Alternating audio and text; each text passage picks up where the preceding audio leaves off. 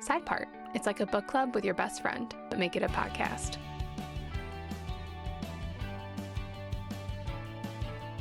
Welcome, crawlers, to another episode of Side Part. I'm Nikki, your bookish bestie, and today I am just thrilled to cover one of my new favorite books, Dungeon Crawler Carl by Matt Dinniman. Congratulations! New achievement. You're one of the 15 people that actually listen to my podcast. Not only do you get to hear my thoughts and reactions, but you get to hang out with me for the foreseeable future. Your prize, I already told you. You get to hang out with me.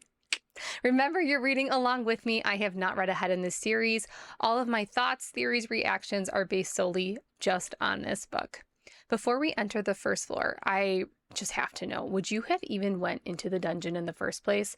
I'd like to think I would have been a crawler, but I think in reality I would have just been a crier paralyzed with fear. Let me know in the comments, what would you have done? Friendly reminder, this is an adult book with very, very dark humor. I will do my best to keep it all PG-13, but if you have little ears around, just use your discretion. Each episode of Side Part is structured like a book club, and my personal favorite part of book club is the mingling that happens before we actually dive into the book. Well, I guess in this case, crawl. But anyway, each episode will kick off with a quick side chat. A side chat can be something that's bookish adjacent, mom life related, honestly, anything that's just kind of rolling around my brain. Then once we're done mingling for a little bit, we'll lock in and actually focus on the book. This week's side chat ties perfectly into Dungeon Crawler Carl, almost as if it's like I planned it. Anyway, I want to talk about how when I initially was actually pregnant with my first baby, how I kind of abandoned everything I felt just didn't fit the picture of motherhood. So that was video games, music, honestly, the clothes I wore, anything that I didn't feel like fit the image of what a mom should look like, I kind of just got rid of it. Like motherhood became something I was just trying to squeeze myself into. I was trying to uphold this like very narrow definition, and I ended up being just like super unhappy. And there was like zero room for whimsy, which we all need a little whimsy in our life. But after having my second kid, I don't know, I couldn't take it anymore. If you asked me what I did for fun, I like couldn't tell you. I think that was the saddest part, is I just remember someone was like, "What's your hobbies?" And I was like, I have nothing. I do nothing. Fun? Who has time for fun? Literally no one. Here's the thing. What I've learned now, especially post my third kid, is that we need fun. We need something that brings us joy, aside from watching our kids experience joy, because that does bring me joy too, but it's not quite the same. I might not look like the perfect mom on the outside anymore. Truthfully, I don't know if I ever really did. But guess what? My kids now can tell you what their mom does for fun. They know their mom loves to read and play video games and make art and listen to music and go for walks. I mean, they could tell you what their mom does for enjoyment, where before, I don't know if they could have ever said that. I don't know if they could have told you what I enjoyed, because I don't know if I was, beside being a mom, I don't know if I was enjoying any other part of my life. I was just doing things because I had to do them. And one thing I'm particularly proud of, and I don't know why, like something about Dungeon Crawler Carl just sparked all these revelations, but I guess what I'm doing is modeling what it's like to actually enjoy your life. Be an adult who not only takes care of their home and does all the adult things like laundry and dishes and just everything, but I'm also showing them that it's important to have fun too. And life is not all or nothing. We can't just be one thing. We can be these like incredibly diverse, vibrant individuals with lots of interests and loves and just hobbies. And that's wonderful. We can enjoy a lot of things. But let me say this. There's also points in my journey, like being a mom, becoming a mom, where there was room for like literally not much else. But I still found time to like read a few pages a night. Even if I read 2 pages, I was proud of those 2 pages because I carved out this much time for myself. And it was important. It was honestly became the thing that I prioritized the most outside of just showering and feeding my baby, right? I think it's important to note that not every season allots for the same time of fun or enjoyment. I mean, that's just life and that's just the seasons that we go through.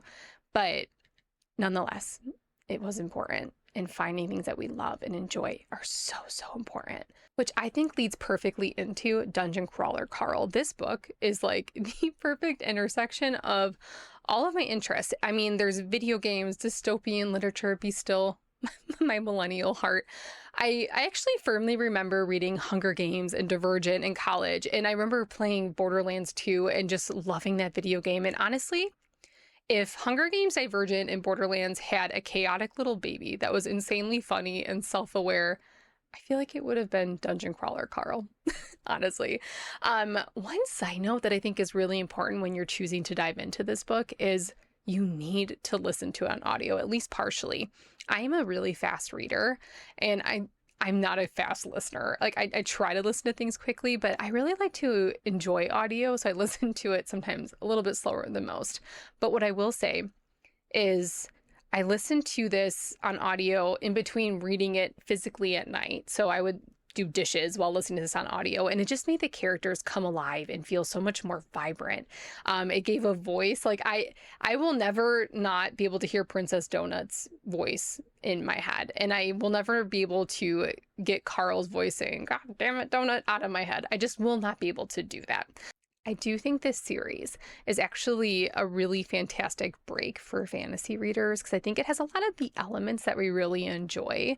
But there's like a new spin with like that lit RPG element. So yes, it takes a bit to get used to in the beginning, but don't let it deter you. Give it a shot. I think for me, I don't know if I love the term palate cleanser anymore. I feel like it kind of dismisses the value sometimes of the books I read because I truly am someone that does not finish a book if I do not love it. And I would put this series at the top of one of my like all-time favorite series. Like I am really trying to convince my husband to listen to it. I think everybody should listen to it, even if you don't typically read books. I just think this book is just such a breath of fresh air, honestly.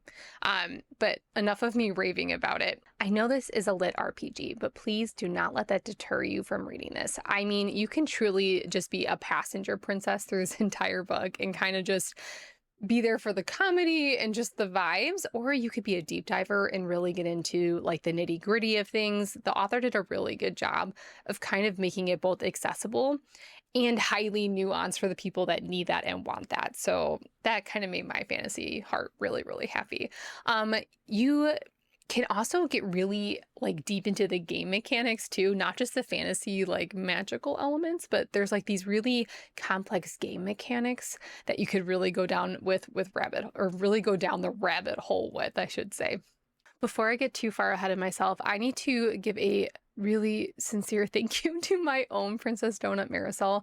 Thank you for letting me talk your ear off for an entire hour and nerding out with me about this book. I don't know if this outline would have come together the same way if I didn't have you, so thank you so much. Before we actually start talking about the content of this book, I think it's important to admit here, first and foremost, that I didn't want to read this book. I feel so bad saying that now, but when someone's trying to explain this book to you on the onset, just of like, oh, it's this cool video game book, and then there's a cat, and they're traveling this dungeon, like to me, I'm like, oh, okay, like, I don't know, it just doesn't really seem like my vibe. Like, that's just like kind of the initial reaction that I had. Here is my formal apology to Princess Donut. You are royalty and easily one of my most favorite book characters to ever exist, of all time. I don't know how else to apologize to you, Princess Donut. So for that, I am deeply, deeply sorry. On a more serious note, Donut is just so brilliantly written because she is anyone who is just completely unaware of like the video game world and is just kind of plopped into this dungeon. And she not only adds a breath of fresh air, but I feel like she adds just like this way for the author to kind of casually explain things with more of a show rather than a tell. And it's just, she's perfection. If you're someone that was deterred from reading this initially because either you're not into video games or you thought it was weird that you're in this dungeon with a guy and this cat named Princess Donut, let me just tell you here first and foremost, one, I don't think you could not love this book if you listen to it in particular, but Princess Donut is the life raft in this book. She's comedic relief in some very dark moments. She's hilarious. She's witty. She's funny. She adds so much to the dynamic between her and Carl. So please, please, please, please, please, you are on the fence about reading this, just give it a shot. Give it a shot. I promise you will not be disappointed. And while this book is like just insanely hilarious, I would not say it's campy. I mean, you feel its darkness, you feel the weight in those very serious moments. The characters are just so rich.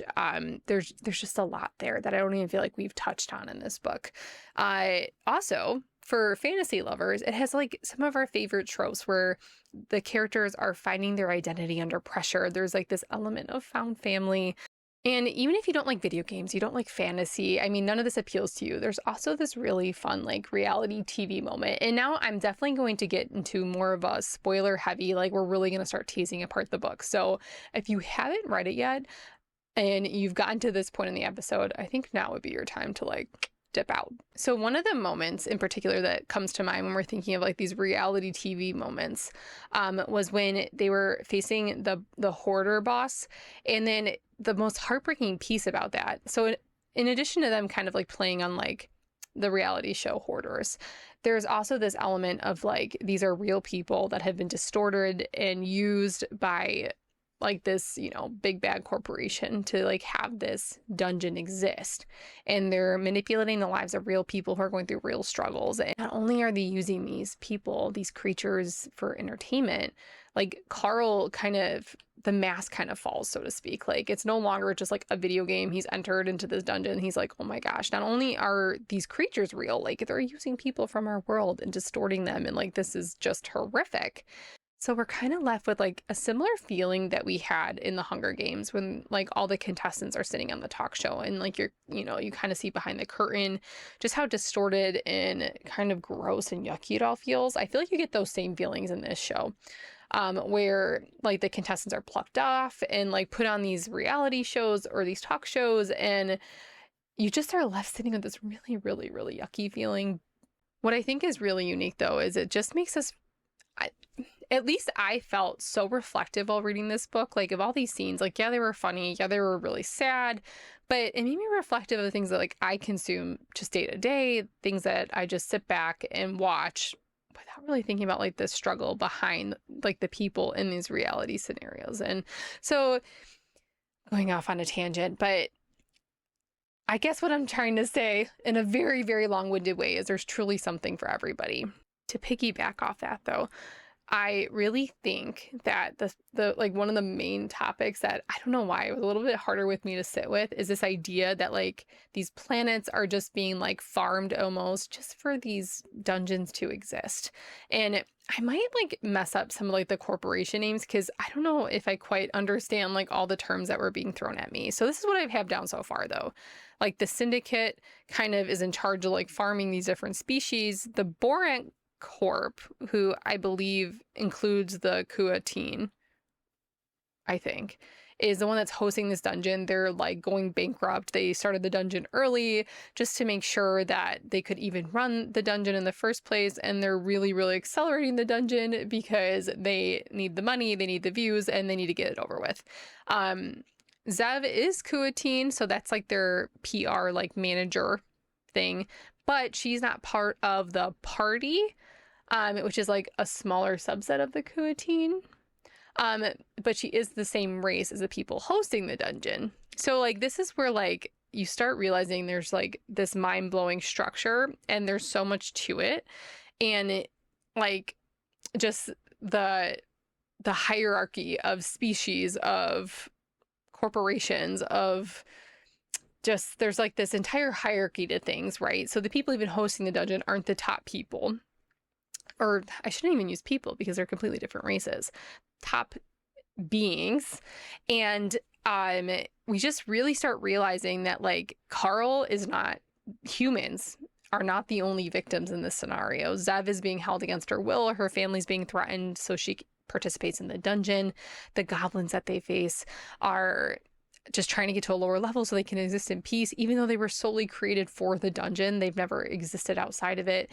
And you're like, oh my gosh, like this runs so deep. The bosses are victims. Sometimes they're created, sometimes they're not. And you just start to become increasingly aware that like almost everything in this dungeon is like a victim in some way. They're all being taken hostage in some way just for other beings' entertainment. And it's sick and it's twisted and it is most definitely adding to Carl's rage. And I think some of the bosses that we face, it's just like so incredibly sad. Like you're never left with like this satisfied feeling. I'm thinking of like the juicer. It was kind of just sad that this person who was just, trying to get some gains ended up being manipulated into this grotesque thing. And then you just are left just like horrified because all these terrible things are happening. Like Carl's trying to save Donut. Donut's trying to save Carl. We learned some important things in that fight, yes, but you're just left with like this feeling of like, ugh. I don't know. Wow, eloquently said, Nikki. But anyway, and then also like, okay, well, let's also talk about the interaction with the goblins as well, because first of all, how cute was it that Donut named them Lorelai and Rory? Like, I don't know. This entire book for some reason just makes my millennial heart sore, but I thought it was hilarious that like Donut uses her charisma to kind of just enchant them and get them on her side, and then the minute they make them a chopper, then they get exchanged the the trailer park grade meth. They're just like, the goblins would leave and then they loot everything. And then they throw a bomb in the room to kill the boss, like the goblin boss or whatever. And then they get the baby unaliver achievement, which was just like horrible. But this is where like the dark humor really comes into play. That the AI kind of lulls them into this false insecurity. Like, oh, they're not really like gone. They're just sent somewhere into a stasis and they're going to be just fine. And then they're like, actually, that was your reward to think they were fine for 30 seconds. They're not fine. They're gone. And the thing that like really made me a little uncomfy with this book was I found myself like laughing at these really, really dark things sometimes. And then, you kind of have like this like minute where you're like, oh, wait, that's not funny at all. But it's like the AI is just, well, the AI, we'll talk about it later, but like, the AI just makes me really uncomfy. I really want to dive into the relationship, though, between Carl and Donut, because I think it's what makes the entire book. In the beginning of the book, their entire relationship just really seems born out of circumstance and obligation. She jumped out of the window. He went to go save her. He ends up, the entire world gets smushed. And he goes into a dungeon and brings the cat along. And you're like, okay, whatever. Like, we're just by happenstance are entering this dungeon together. But we realize it's not so simple. It quickly just deepens, and it really, their relationship helps just provide intense, powerful insight into both of them as characters. We see like these little nuggets that they drop about each other. Like Donut just really notices like all the little things that he does throughout the day, and like her attention to detail with him lets us know like how much she actually appreciates him and cares about him. There was another moment where they're like about to go into a boss battle, and Donut's like, you're one of my favorites aside from Miss Beatrice, and Carl's like, I'm not gonna tell her that Beatrice literally was thinking about upgrading her, upgrading to a newer model, so to speak. But he didn't tell her that because at the end of the day, like, he really cares about Donut and he just cares about her heart. And then by the end of the book, we realize he was about to sell everything and try to steal this cat from Beatrice because he just loved her so much. And I think the two of them together just offer the perfect balance. Like, Carl is just so intentional and he's focused and he's present, and Donut is so concerned about like everything but like what's happening right now. She cares about entertainment and views, and she's also just kind of just will act on a whim, and she's very impulsive, and she's still a cat even though she can talk and is very intelligent. She makes rash decisions all the time, and they're left to deal with the consequences of that sometimes as well. But there's also these moments where Carl gets really angry and she's able to diffuse him, and I just love their relationship and their dynamic and their ability to kind of balance each other out. One thing that makes me lose a little bit of sleep at night is Mordecai reminding Carl that he's going to need to ditch Donut at level 9. That cannot happen. I will not allow it. And I don't think Carl will either, because, Donut brings it up to him, towards the end of the book, and he's like, yeah, let's just focus on getting to the next level. Like, don't worry about that right now. I already mentioned this before, but some of my favorite Donut moments, aside from just like, her constant quips and just her humor and her being just like insanely brash and just impulsive, is like in particularly when she named those goblins like Lorelai and Rory, but when the whole act of like enchanting them was just hilarious to me. And she's like, just come with us, be our besties, like come travel with us. But we learned something really important during that whole conversation is like they tell us when they try to move to another floor, like they just get taken out of the dungeon, right? And ultimately that information is what helps Carl defeat the rage elemental. He tricks it into going down to the next floor, and then it just kind of poof is gone from the game. That entire situation, and we'll get to that in a little bit because I want to really unpack that entire scene with the rage elemental, but that entire situation with the like the mother of all bombs and like just the image of Donut sitting on the back of this chopper, just deploying bombs while like Carl is just like pedaling and like trying to get as fast as he can. And they have this like thing just like raging after them. I don't know. I don't think it was supposed to feel funny, and it did feel suspenseful, but it also just felt hilarious. I do have one side note about that is I still think it should have been named Bomb Chicken and it would have been a lot funnier, and I don't disagree with Donut. But kind of going into the whole rage elemental a little bit more, I think one thing that we need to talk about is the death of Yolanda Martinez. Just a friendly reminder, she was the nurse that was killed when Jack peed on the wall and then the rage elemental appeared. Now, I'm going to be honest, she was not a character I focused on literally at all through the entire book. Like, I know they talked about her a little bit and she seemed nice enough, but I don't know. For some reason, I was like, I don't remember anything about her as Carl is going over her death and the type of person she was. And now, was it sad? Absolutely. But I think I almost feel like her death and the type of person she was and how kind she was and how safe and like just warm he felt in her presence really highlighted the warmth he did not feel from his parents. And like we kind of see that when he's like processing through her death and just how sad it was to watch a person like this just be kind of plucked from the dungeon. So I just feel like aside from him being in the Coast Guard, obviously he has like this sense of duty, but I think part of his character's motivation for kind of helping those in need is almost like becoming this protector that like he maybe necessarily didn't have as a child. And I could be reaching here, but I just feel like he has this deep sense of right and wrong. And I feel like the author is really showing us, not telling us about his history. And we're kind of getting to see it through these glimpses and these experiences.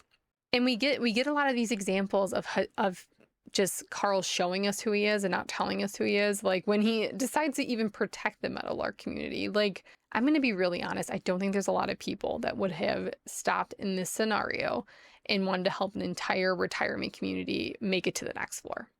I like to think we'd all be those people, but like, I think it takes a certain type of courageous person with a fierce protective instinct to want to take that on. And then also like even saving Donut in the first place, like this was his ex-girlfriend's cat that he went out in the middle of the night in pink Crocs and saved, because obviously she was just not built for the outdoors. I think we realized that really quick.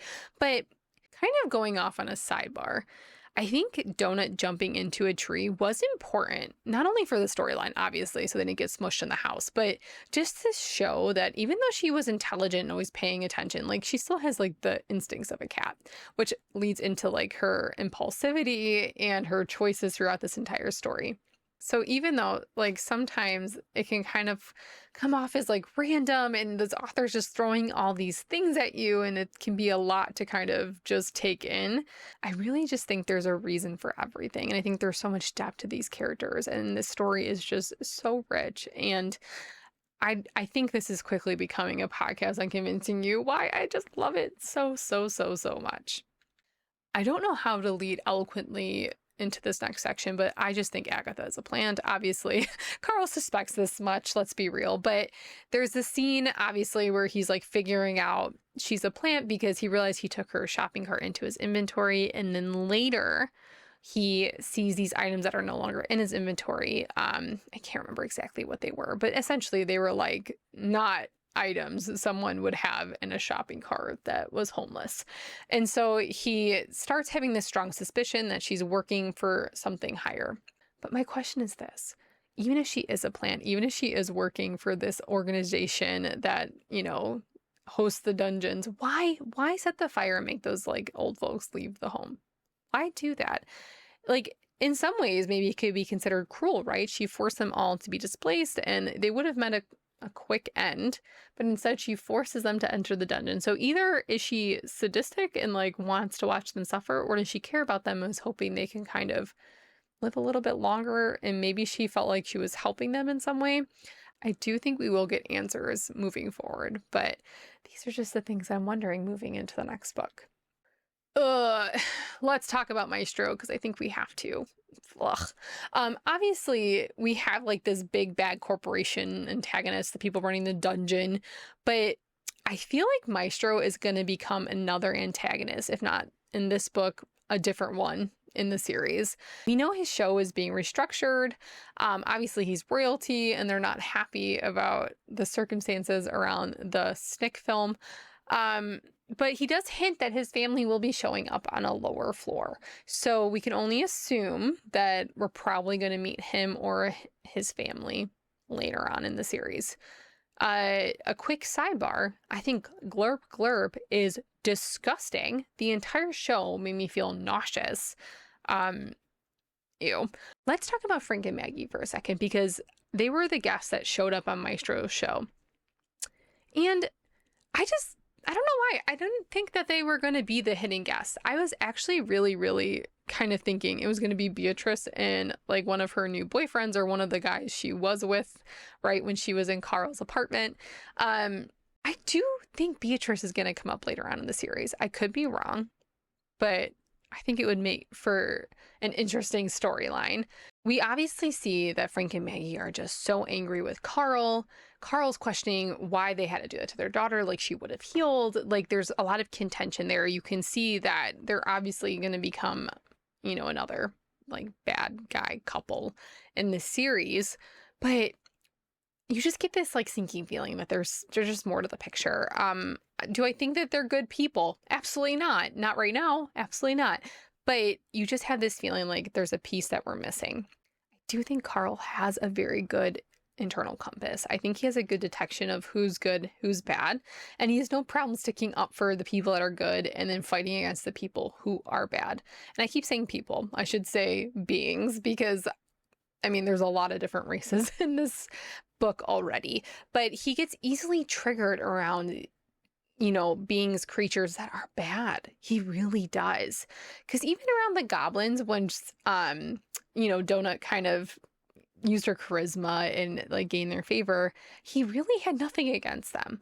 So it's not like he instinctually just is against anyone who's different from him, because we see time and time again that's not necessarily the case. Like he has empathy for some of the bosses. So I think when his like BS detector gets activated, he can instantly tell when someone's like disingenuous and bad. I do think Carl has like this protective instinct and this need to fight for the greater good. We see this also in his argument with Maestro. He gets so heated. He like is just like, I'm not going to even be on your show. I do not care. And in some ways, like it made me like Carl even more, because I'm like, yeah, this dude is disgusting. Speaking of disgusting, I think this is a perfect time to talk about the system AI.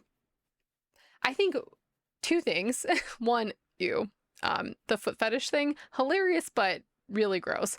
And then second, I think the AI 100% made the Snick film with Carl and Maestro.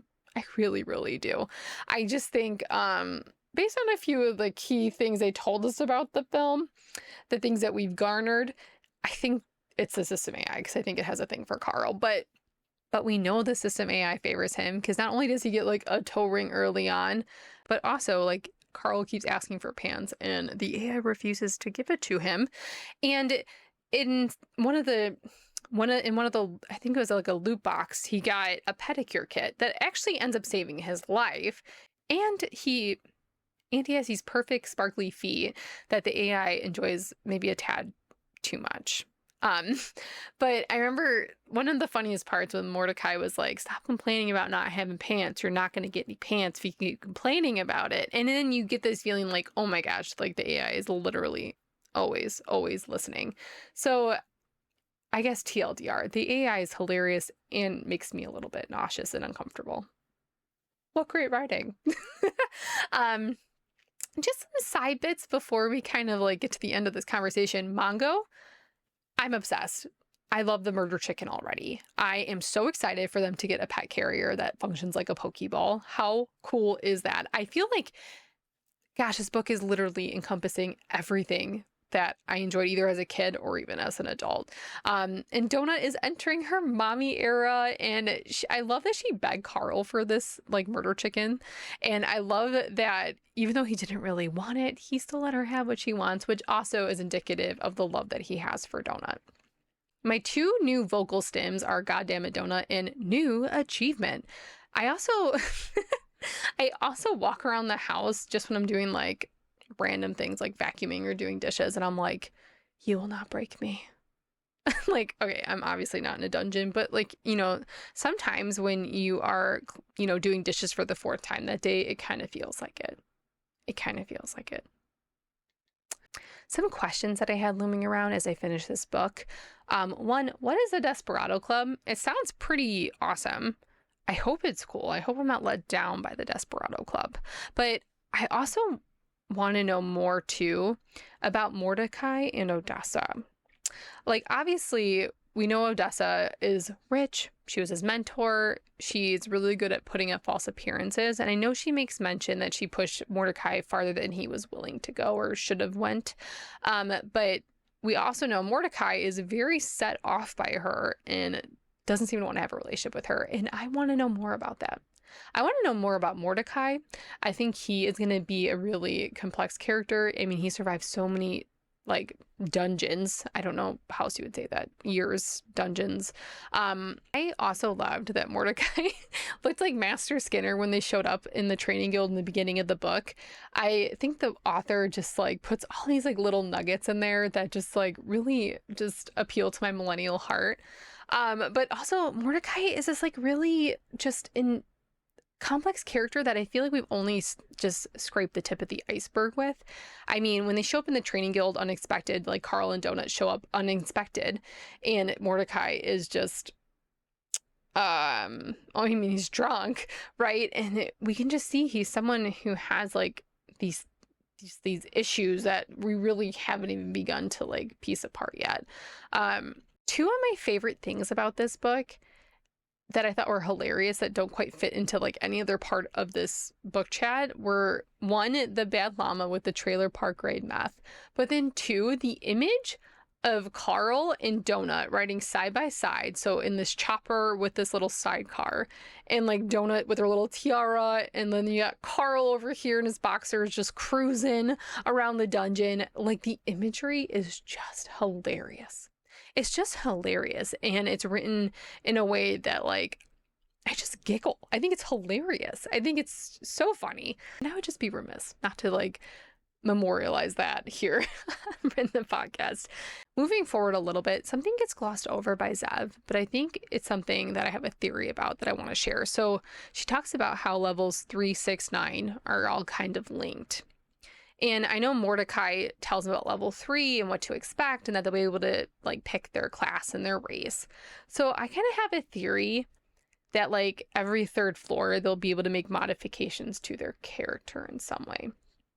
And I don't know if that's really like a profound theory. I mean, maybe it's quite obvious to other people, but that's what at least I'm expecting. Because like obviously they have to be linked in some way. So I'm going to assume that that's like an aspect of every third level, until I'm proven otherwise. And I think we'll learn that relatively early on in the second book.